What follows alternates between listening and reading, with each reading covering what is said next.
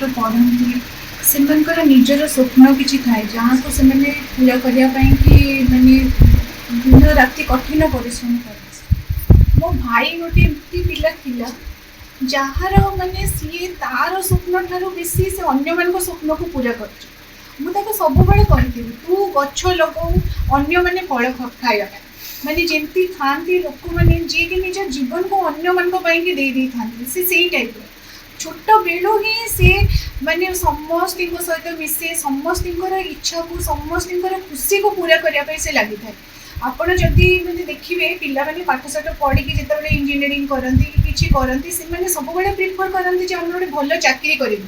କେହି ପ୍ରିଫର୍ କରନ୍ତିନି ଯେ ଆମେ ଗାଁକୁ ଆସିବୁ କି ଆମେ ଗାଁରେ ଗୋଟେ ଚାଷୀମାନଙ୍କ ପାଇଁ କାମ କରିବୁ କି ଆମେ ଗୋଟେ ଷ୍ଟୋର୍ କରିବୁ କି ଯାହା ବି ସେ କୋଲ୍ଡ ଷ୍ଟୋରେଜ୍ କରିଥିଲା ଯାହା କରିଥିଲା, କେହି କାହାର ସ୍ୱପ୍ନ ଏଇଟା ନଥାଏ। କୌଣସି ଏଜୁକେଟେଡ୍ ପିଲା ସମସ୍ତେ ଚାହାନ୍ତି ଯେ ଆମେ ଗୋଟେ ଭଲ ଚାକିରି କରିବୁ। କମ୍ପ୍ୟୁଟର ଇଞ୍ଜିନିୟର ଗୋଟିଏ ସେ ଭାବିବ ମୁଁ ଗୋଟେ ସଫ୍ଟୱେର୍ କମ୍ପାନୀରେ ଚାକିରି କରିବି, ମୁଁ ନିଜେ ବି ଗୋଟେ ସଫ୍ଟୱେର୍ କମ୍ପାନୀରେ ଚାକିରି କରିଛି, ମାନେ ସମସ୍ତେ ଭାବନ୍ତି ଯେ ଆମକୁ ଗୋଟେ ଭଲ ସ୍ୟାଲେରୀ ମିଳିବ, ହାଇ ପେଡ୍ ସ୍ୟାଲେରୀ କରିବି, ମୋ ଫ୍ୟାମିଲିକୁ ନେଇକି ମୁଁ ବାହାରେ ରହିବି, ଏନ୍ଜୟ କରିବି। ସିଏ ନିଜ ବାପା ମାଆଙ୍କ ସ୍ୱପ୍ନକୁ ପୂରା କରିବା ପାଇଁ, ମୋ ବାପା ଗୋଟେ ସିଓ ଥିଲେ TPCODL ତାଙ୍କର ମାନେ ସିଏ ନିଜେ ଚାକିରି କରିଥିଲେ ବଟ୍ ତାଙ୍କର ସ୍ୱପ୍ନ ଥିଲା ଯେ ମୁଁ ମୋ ଗାଁ ପାଇଁ କିଛି କରିବି, ମୋ ଗାଁର ଯେଉଁ ଚାଷୀମାନଙ୍କ ପାଇଁ କିଛି କରିବି। ଆଉ ସିଏ ବାପାଙ୍କ ସ୍ୱପ୍ନ ପୂରା କରିବା ପାଇଁ କି ସିଏ ନିଜେ ଚାକିରି ବାକିରି ସବୁ ଛାଡ଼ିକି ଗାଁରେ ଆସିକି ଏ ସବୁ ଜିନିଷରେ ପଶିଥିଲା ଯେ ମୁଁ ଏଇ ଲୋକାଲ ଏରିଆରେ ନୁହେଁ ପୁରା ସାରା ଓଡ଼ିଶାର ଚାଷୀମାନଙ୍କ ପାଇଁ ଗରିବ ଲୋକଙ୍କ ପାଇଁ ସବୁ କରିବି। ସେ ସବୁ ପାଇଁକି ନିଜର ଖୁସି ନିଜର ଟାଉନସିପ୍ରେ ନ ରହିକି ଗାଁରେ ରହିକି ଗାଁ ଲୋକଙ୍କ ପାଇଁକି ନିଜ ଜୀବନର ସବୁକିଛି ସେ ଦେଇଥିଲା। ଆଉ ଇଭିନ୍ କି କେବଳ ଆମ ଗାଁ ନୁହେଁ ସମସ୍ତେ ଜାଣିଛନ୍ତି ଯେ ସାରା ଓଡ଼ିଶା ସେ ବୁଲୁଥିଲା। କେଉଁ ଏରିଆରେ ତାକୁ ଲୋକ ନ ଜାଣିଥିବେ ଏମିତି କୌଣସି ଏରିଆ ଆପଣ ପାଇବେନି। ଓଡ଼ିଶା ସାରା ଚାରିଆଡ଼େ ଇଭିନ୍ କି ଆପଣ ପଲିଟିକାଲ ଲୋକ ଯେତେ ବି କୌଣସି ଦଳର କୌଣସି ଦଳ ନାହାନ୍ତି ଯେଉଁ ଦଳର ପଲିଟିକାଲ ଲୋକ ତାକୁ ଜାଣିନଥିବେ। ସିନିୟର ଲେବୁଲରେ ଆପଣଙ୍କର ଦିଲ୍ଲୀ ଠାରୁ ଆରମ୍ଭ କରି ଓଡ଼ିଶା ଠାରୁ ଆରମ୍ଭ କରି ସବୁ ଲେବୁଲରେ ସବୁ ଲୋକ ମାନେ ମୋତେ ଆଶ୍ଚର୍ଯ୍ୟ ଲାଗେ ଯେ ମୋତେ କେହି ଚିହ୍ନି ନଥିବେ, ମୋତେ ଚିହ୍ନିଥିବେ ମାନସର ଭଉଣୀ। ମୋତେ ମୋର ରେକଗ୍ନିସନ୍ ହେଲା ମୋର ଇଭିନ୍ କି ମୋ ସାଙ୍ଗମାନେ ବି ମୋତେ ମାନସର ଭଉଣୀ ଭାବରେ ଜାଣିଥିବେ କାହିଁକିନା ମୁଁ ଏତେ ମିକ୍ସିଂ ନୁହେଁ କିନ୍ତୁ ସିଏ ପୁରା ସମସ୍ତଙ୍କ ସହିତ ମିଶେ। ଆଉ ତାର ହଜାରେ ସ୍ୱପ୍ନ ଥିଲା ମାନେ ଏଇ କିଛି ଦିନ ପୂର୍ବରୁ ଜଷ୍ଟ ସେ ମୋ ସହିତ କଥା ହେଇଥିଲା କହିଲା ମନା ଦେଇ ମୁଁ 5 ଦିନ ହସ୍ପିଟାଲରେ ରହିବି ଭଲ ହେଇକି ଆସିଯିବି ତାପରେ ଆମର ସବୁ ଜିନିଷ ଆମେ କରିବା। ହଜାରେ ସ୍ୱପ୍ନ ହଜାରେ ପ୍ରୋଜେକ୍ଟ ହଜାରେ ଜିନିଷ ସେ ଆରମ୍ଭ କରିକି ଛାଡ଼ିକି ସମସ୍ତଙ୍କୁ ଚାଲିଗଲା। ଏବେ ମୁଁ ସମସ୍ତଙ୍କୁ ରିକ୍ୱେଷ୍ଟ କରିବି ମୋ ଭାଇ ତ ଫେରିକି ଆସିବ ତା ସ୍ୱପ୍ନ ପୂରା କରିବାରେ ଆମକୁ ସାହାଯ୍ୟ କର। ଅପୂରଣୀୟ କ୍ଷତି irreparable loss and injury ମାନେ which cannot be compensated by any other means. Manas ମୋର ପୁତୁରା ମୁଁ ତାର ମଉସା ସେ ମୋର ମାନେ ସନ୍ତାନ ଥିଲେ ବହୁତ ଭଲ ପାଏ। ଆଉ ମୋର ମାନେ ତାର ଏଇ ଯେଉଁ ଅକାଳ ଦେହାନ୍ତ ମୋ ପାଇଁ ବହୁତ ଦୁଃଖ ଆଣିଦିଏ। କାହିଁକି ନା ସେ ମୋର ଗୋଟେ ଆଶା ବାଡ଼ି ଥିଲା। ତେଣୁ ମୁଁ ତା ଉପରେ ଅନେକ ଜିନିଷ ଭରସା କରିଥିଲି, ତାଠାରୁ ଅନେକ ଜିନିଷ ଆଶା କରିଥିଲି କିନ୍ତୁ ବିଧର ବିଧାନ ବିଚିତ୍ର ସେ ସବୁ କୌଣସି ଗୋଟିଏ ଲକ୍ଷ୍ୟ ପୂରଣ ହେବା ପୂର୍ବରୁ ଭଗବାନ ତାକୁ ନେଇଗଲେ। ପରମେଶ୍ୱରଙ୍କ ଇଚ୍ଛା ମୋର ଶୋକ ସନ୍ତପ୍ତ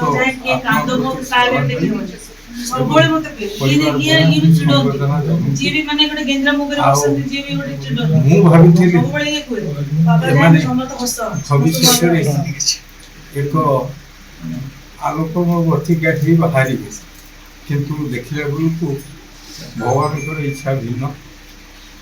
ତେଣୁ ମୋତେ ବହୁତ କଷ୍ଟ ଲାଗୁଛି ଭାବି ପାରୁନି କାହିଁକି ନା ତାର ବହୁତ କିଛି କାର୍ଯ୍ୟକଳାପ ମୋ ପାଖରେ ଅଛି। ଫଟୋଠୁ ଆରମ୍ଭ କରି ଯେକୌଣସି କାର୍ଯ୍ୟ କରେ ମୋତେ ପଚାରେ ସବୁ ସମୟରେ ମାର୍ଗଦର୍ଶନ ଖୋଜେ କିନ୍ତୁ ଆଜି ଦେଖିଲା ବେଳକୁ ସିଏ ମୋ ପାଖରେ ନାହିଁ। ଆଉ ତାଠୁ ଦୁଃଖ ଆଉ କ'ଣ ସର୍ବେ ଚଳିବେ କାଳ ବଳେ ଯଶ ମଳେ ସଂସାରରେ ସମସ୍ତେ ଆସନ୍ତି ସମସ୍ତେ ଯିବେ କିନ୍ତୁ ଏଇ ଯେଉଁ ପ୍ରିମ୍ୟାଚ୍ୟୁର ଡେଥ୍ କୁହାଯିବ ମାନେ ସମୟ ପ୍ରତ୍ୟେକ ଲାଇଫ୍ର ଗୋଟେ 50 ବର୍ଷ 60 ବର୍ଷ 100 ବର୍ଷ ଥାଏ କିନ୍ତୁ ଦେଖିଲା ବେଳକୁ ଇଏ ଯେଉଁ ମଧ୍ୟାହ୍ନରେ ଖସି ପଡ଼ିଲା ସେଇଟା ମୋ ପାଇଁ ବହୁତ କ୍ଷତି କରିଛି ଆଉ ବହୁତ ଦୁଃଖ କରିଛି। ତେଣୁ ମୁଁ ଏ ବାବଦରେ ଆଉ କ'ଣ କରିବି, ମୋ ପାଇଁ ଅପୂରଣୀୟ କ୍ଷତି ଘଟେଇ ଯାଇଛି। ତେଣୁ ପରିବାରକୁ ଭଗବାନ ସହାୟ ଆଉ ସେ ଗୋଟେ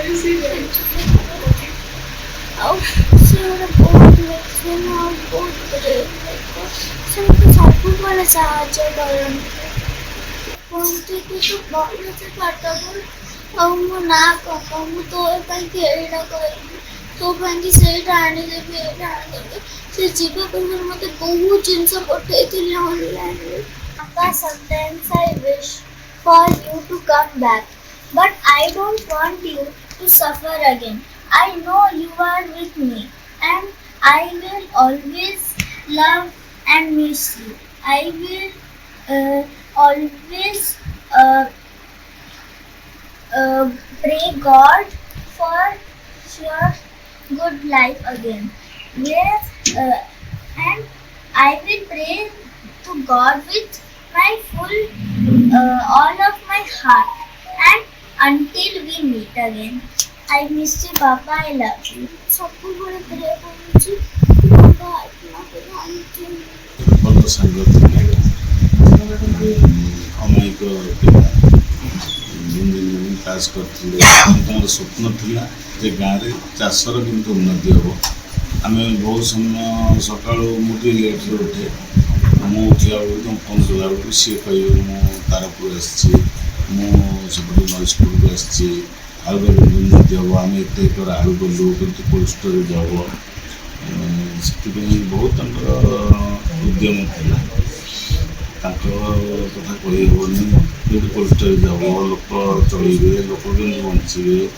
ସିଏ ଚାକିରି ବାକିରି ନ କରିକି ଏଇ ଯେଉଁ ସଂସ୍ଥାରେ ରହି ବହୁତ ଉନ୍ନତି କରିଥିଲେ। ଆଉ ତାପରେ ଏତେ ଭଲ ସମ୍ପର୍କ ଆମର ଥିଲା, ମୋ ଘରକୁ ଯାଆନ୍ତି, ଆମେ ବସୁ, ମୋ ପୁଅ ଝିଅ, ମୋ ଝିଅ ଗ୍ୟାଙ୍ଗଚର ଫ୍ୟାମିଲି ସେ ବସି ମିଶିକି ବସି ଖାଇଛୁ, ବସିଛୁ, ଉଠିଛୁ। କିନ୍ତୁ ସେ ତ ଗୋଟେ ଅଫେରା ରାଜ୍ୟକୁ ଚାଲିଗଲା, ଫେରିବେନି। ଆମେ ଭଗବାନଙ୍କ ପାଖରେ ପ୍ରାର୍ଥନା କରୁଛୁ ତାଙ୍କର ଆତ୍ମାର ସଦ୍ଗତି ହେଉ, ସେ ଭଲରେ ରୁହନ୍ତୁ। ତାଙ୍କ ପରିବାର ତ ଛୋଟ ଛୁଆ, ବାପା ବି ଅଛନ୍ତି, ସେ ଚାଲିଗଲେ, ବାପାଙ୍କୁ ସେତିକି ସାହସ ଶକ୍ତି ଦିଅନ୍ତୁ।